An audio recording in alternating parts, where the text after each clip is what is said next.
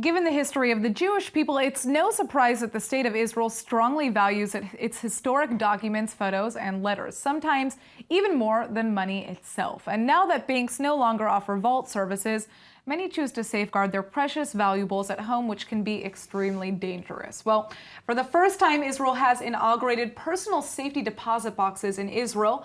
And here to tell us more is the CEO of Brickstone's unique safe deposit box, Dvir Indig. Thank you so much for joining us. Thank you, Natasha. All right, so tell us a little bit about this new complex and why it's so important to have one here in Tel Aviv. Okay, for the first, I'll tell you that this service was was operated by the banks in Israel for many years. And the banks are running out of safe deposit box. They're closing them one by one because they're closing most of the branches. And because they're going to e-banking and internet banking and so forth. And the solution of safe deposit box is the most unique solution, because the safe at home it's having a lot of risks. You have a lot of risk for your family because burglars can come and threaten your loved ones.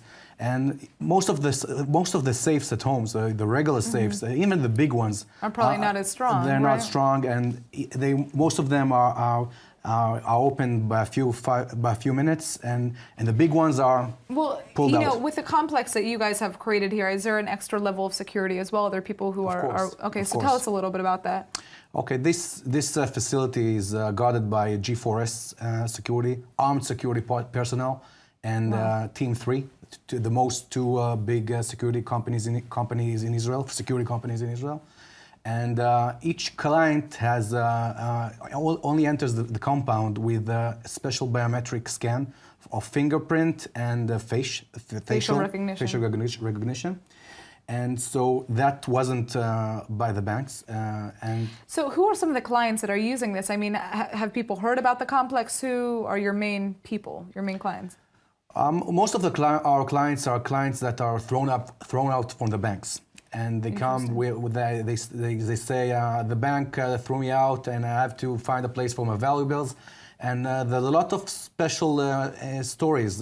People. Yeah, I was thinking that. Tell us the coolest story. I'm not sure if you can, right? Because that's the point of a safety box. In Brickstone, we're obligated to discretion, but one client permitted me to say anonymously that he held all these precious love letters from childhood to until he was grown. Wow. And and some software companies that want to hold not backup on cloud and on offline on hard drive backup, they put it in our safe deposit box.